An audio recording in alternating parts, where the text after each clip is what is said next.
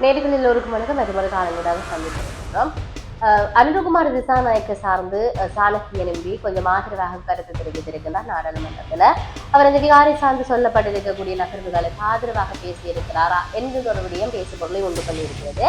பௌத்தர்கள் இல்லாத இடத்துல விகாரை எதற்கு அனுரவுக்கு ஆதரவாக பேசிய சாணக்கியன் என்கின்ற விடயங்களுக்கு தான் அதிகளவிலான தளப்புடல்கள் எல்லாம் வந்திருக்கின்றது.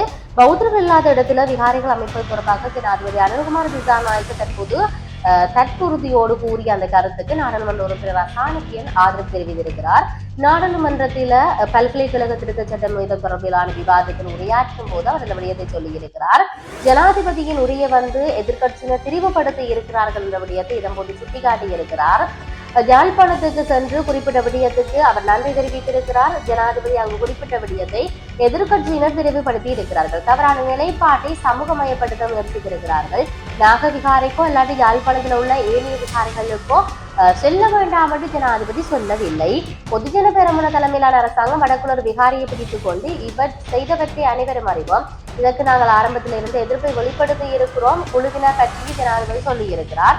அதை தவிர்த்து சிங்கள மக்கள் வைராக்கியத்துடன் நாகவிகாரியை வழிபட சொல்கிறார்கள் என்று ஜனாதிபதி எங்கேயுமே சொல்லவில்லை. ஜனாதிபதி அவ்வாறு குறிப்பிடவும் இல்லை என்ற விடயத்தை சொல்லியிருக்கிறார். ஒரு பௌத்தர் கூட வாழாத இடத்துல விகாரியை கட்டி அந்த விகாரிக்கு பேருந்துள்ள ஆட்களை ஏற்றி கொண்டு சென்று அங்கு போராட்டத்தில் ஈடுபட்டு நாட்டுக்கு தீ வைக்க முயற்சித்த போது கடந்த கால ஆட்சியாளர்கள் வாயை மூடிக்கொண்டுதான் இருந்தார்கள். ஆனால் ஜனாதிபதி தற்புறுதியுடன் அதுக்கு எதிராக பேசி இருக்கிறார். அதுக்கு தான் நன்றியை தெரிவித்து சொல்வதாகவும் கதிர்காமத்துக்கு தமிழர்கள் செல்வது பற்றியும் தமிழர் தற்போது அவர் குறிப்பிடப்பட்டிருக்குது.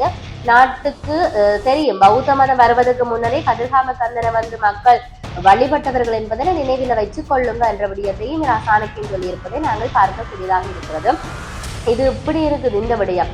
ஆகவே இது இவ்வாறு இருக்கின்ற பொழுது இது தொடர்பிலாக ஸ்ரீலங்கா பொதுஜன பெரமுனையெல்லாம் எப்படி கதைத்தது என்பது சார்ந்து தெரியும். சாகர காரியவசம் அதாவது சொல்லியிருக்கு. இந்த விடயம் சார்ந்து ஸ்ரீலங்கா பொதுஜன பெரமுனுடைய பொதுச் செயலாளர் சாகர காரியவசம் சொல்லியிருக்கிறார். நாமல் ராஜபக்சே சொல்லியிருக்கிறார்.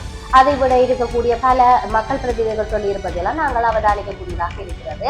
இப்படி இருக்கின்ற பொழுது இன்னொரு நகர்வு 30 ஆண்டுகளுக்கு பின்னர் யாழில் இருக்கக்கூடிய மிக முக்கியமான பகுதியில் இருந்து இராணுவத்தினர் வெளியேறி இருக்கிறார்கள் என்ற விடயம் சொல்லப்பட்டிருக்கிறது. எல்லோரும் இந்த தலைப்புகள்ல செய்திகள்ல பார்த்தோன்னா கொஞ்சம் ஆனந்தமாக இருக்குமா, இராணுவத்தினர் வெளியேறி விட்டார்கள் என்ற விடயம். ஆனால் எங்க போயிருக்கிறார்கள் என்று சொன்னால் சுழிபுரத்துல இருந்த இராணுவத்தினர் முகாமுக்கு 30 வருடங்களாக இருந்த இராணுவத்தினர் அப்படியே சுழிபுரத்தில் இருக்கக்கூடிய இராணுவ முகாமை விட்டு சங்கானை படைக்கு வந்திருக்கிறார்கள். சங்கானை இருக்கக்கூடிய இராணுவத்தினோடு இருந்திருக்கிறார்கள். அதே போன்று பண்டத்தரிப்புல இருக்கிற இராணுவத்தினர் அந்த இடத்தை விட்டுட்டு அராணியில் இருக்கக்கூடிய படையினரோடு சேர போகிறார்கள். இப்ப இருக்கக்கூடிய விடயம் பாருங்க, பண்டத்தரிப்பு படை முகாமானது 100 அடி நீளத்தை கொண்டது. அதனை அகற்றுவதற்கு நீண்ட கால பகுதி தேவை. ஆகவே அது தாமதமாகும் என்ற விடயத்தை அவர்கள் சொல்லியிருப்பதை நாங்கள் பார்க்கிறோம். இந்த இடத்துல ஒரு விஷயத்தை நாங்கள் சிந்திக்க வேண்டும். கடந்த காலங்கள்ல தொடர்ச்சியாக மக்கள் பிரதிநிதிகளால தாயக பகுதியில இராணுவத்தினர் தேவைகளை இராணுவ முகாம்களை அகற்றுங்கள், இராணுவத்தினரை அகற்றுங்கள் என்கின்ற அந்த கோஷம் என்பது ஒழித்துக் கொண்டிருக்கின்ற பொழுது இராணுவத்தினர் இந்த இடத்தை விட்டு போகிறார்கள் என்று சொல்லி போட்டு இன்னொரு இடத்துல போய் இணைந்திருப்பது என்பது முற்றுமுழுதாக அவர்கள் போகின்ற செயற்பாடு அல்ல. அப்ப இராணுவத்தினர் போறது என்பது இந்த இடத்தை விட்டு போகணும். அதுக்கு தானே காவல்துறையினரை நீங்கள் போட்டிருக்கிறீங்க, அதிக பாதுகாப்புகளுக்காக விசேட அதிரடிப்படையினரை போட்டிருக்கிறீர்கள் என்ற பல கேள்விகளை நாங்கள் தொடுக்கக்கூடியதாக இருக்கிறது. இதுல மிக முக்கியமான யாழ்ப்பாணத்தை மையப்படுத்தியவர்களுக்கு தெரியும் சங்கானை அங்கே இருக்க, சுழிபுரம் அங்கே இருக்கிறது. அப்ப இவ்வாறான பல செயற்பாடுகள் இருப்பதை நாங்கள் பார்க்கக்கூடியதாக இருக்கிறது. இந்த விடயங்களை எல்லாம் பார்க்கிற பொழுது என்ன சொல்வது என்று தெரியாத நிலைப்பாடும் காணப்படுகிறது. சரி, இப்படி இருக்கின்ற பொழுது இன்னொரு பக்கம் சாமர சம்பத்துக்கு மர்ம தண்டனை என்பதே முக்கியமான விடயம் என்ற விடயம் சார்ந்து பல விதமான விமர்சனத்தை சொல்லிக் கொண்டிருக்கிறார்கள். அதாவது மரண தண்டனையை கொண்டு சாமர சம்பத்தை தூக்கிலிடுவோம் என்று அரசாங்கம் சொன்னாலும் அதுவே செய்தியாகும் என்ற விடயத்தை நாடாளுமன்ற உறுப்பினர் சாமர சம்பத் இந்த விடயத்தில் சொல்லி இருக்கிறார். ஏன் என்று சொன்னால் அவருக்கு எதிராக குற்றப்பத்திரம் ஒன்று தாக்கல் செய்யப்பட்டுள்ள செய்திகள் வெளியாகின்றன. ஆகவே இது செய்தி அல்ல என்ற விடயத்தையும் அவர் விளக்கி இருப்பதை பார்க்கக்கூடியதாக இருக்கிறது. ஆகவே இவ்வாறு நாடாளுமன்றத்தை மையப்படுத்தி அதிக அளவிலான நகர்வுகள் நகர்ந்து கொண்டிருக்கிறது.